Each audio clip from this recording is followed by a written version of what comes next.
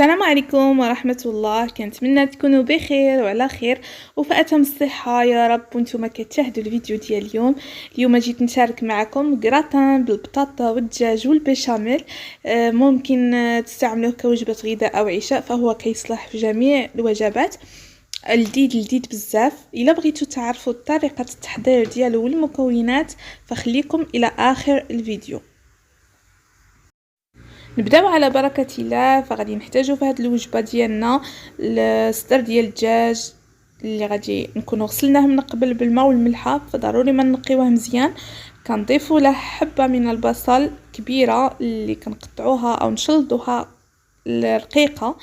كذلك ملعقه كبيره من القزبر والمعدنوس، حتى هو كنكونوا غسلناه واستقطرناه من قبل وقطعناه قطع صغيره. فهو كيعطي واحد النكهه زوينه للدجاج ديالنا. من بعد كنضيف واحد الكميه من زيت العاديه، وممكن تستعملوا زيت الزيتون، فهي كتعطي واحد النكهه زوينه للوجبه ديالنا. من بعد كنضيفوا التوابل، فضروري من الملحه طبعا كنحتاجوا واحد الكميه على حسب الدجاج اللي عندنا، ونضيفوا كذلك ملعقه كبيره من العطريه ديال الدجاج، فضروري ما كنستعملها انا في الدجاج، كتعطي واحد النكهه لذيذه، فضروري منها. ممكن تستغناو عنها فتستبدلوها بالبابريكا وشويه ديال الفلفل الاسود. في نفس الوقت كنكون سلقت البطاطا ديالي، فهنا خديت كميه على حسب عدد الافراد الاسره اللي عندكم. فخديت حبيبات ديال البطاطا، درتهم في الماء اللي كيكون طلعات عليه الغليه، وكنضيف لها شويه ديال زيت الزيتون وشويه ديال الملحه حتى كتسلق مزيان.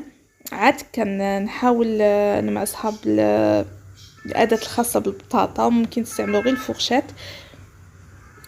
كنضيف ليها شويه ديال الملحه وهي مازال سخونه، ومعلقه كبيره ديال الزبده، وكنخليها جانبا. وفي نفس المقلاة اللي شحلنا فيها الصدر ديال الدجاج غادي نحضروا صلصه البيشاميل. الخطوه الثالثه اللي بقات لينا نضيفوا ملعقه كبيره من الزبده لينه، كندوبوها من فوق نار مهيله. عاد نضيفوا ليها 2 معالق كبار من دقيق الفورس، وكنخلطوا بملعقه خشبيه من فوق النار حتى تنشف لينا الزبده وتتجانس مع الفورس. من بعد كنضيفوا نصف لتر من الحليب، ولكن ما غاديش نضيفوه دفعه واحده، كنضيفوا دفعه بدفعه. في الاول كنضيفوا كميه قليله من الحليب حتى ندوبوا داك دقيق الفورس وما يبقاش لينا كويرات صغار. عاد كنضيفوا الكميه الاخرى من الحليب وكنخليوها من فوق النار. كنضيفوا قبصه ديال الملحه وكنخليوها حتى تتختر لينا ونحيدوها باش تبرد. في الاخير كناخذوا واحد المول اللي غادي نطيبوا فيه الكراتان ديالنا. غادي نضيفوا كميه نصف الكميه ديال البطاطا اللي حضرناها، غادي نضيفوها كطبقه اولى في المول ديالنا بهذا الشكل، وكنحاولوا نقادوها ونقادوا السطح ديالها. وكنضيفوا قطع ديال الزروديه، كنكون قطعت ديك الزروديه الى قطع صغيره بهذا الشكل هذا، وكنحاول نوزعها على الاطراف ديال المول ديالنا وفي الوسط.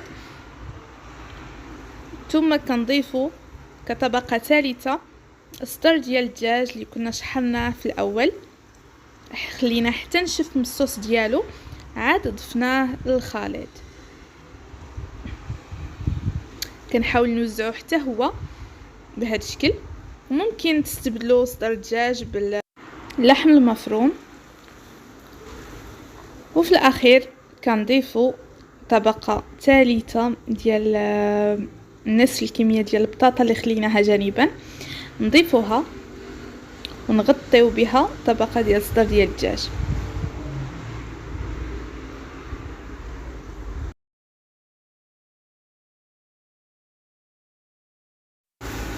وفي نفس الوقت حنا كنساويو الاطراف باش تجينا طبقه متساويه والسطح كيجينا ليس.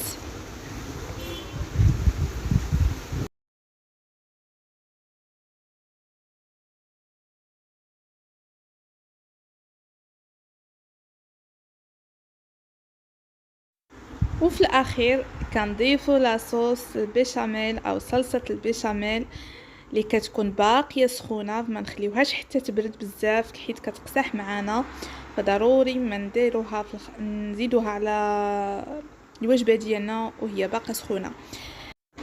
هذا هو الطبق ديال الكراتان اللي وجدت معكم اليوم. فان شاء الله هاد الوجبه تكون نالت الاعجاب ديالكم وتستعملوها كوجبه غداء او عشاء، فكتجي لذيذه بزاف ورائعه، ونتمنى انكم تجربوها وغادي تعجبكم وما غاديش تستغناو عليها. فكتجي لذيذه ومعلكه، وديك لاصوص او صلصه البيشاميل فكتعطيها واحد اللذه واحد التعليكه لذيذه بزاف. فإلا عجبتكم الوصفه ديال اليوم فخليو لي كومونتير يكون زوين، وكذلك لايك، وما تنساوش تابوناو في لاشين او القناه ديالي اللي هي مطبخ ريم او ريمز كيتشن. وبالنسبه للناس اللي جدادين معنا فضغطوا على الزر الاحمر باش يوصلكم دائما جديد الوصفات ديالي. تلاقوا في وصفه اخرى ان شاء الله، والى اللقاء الى فيديو اخر وصفه اخرى.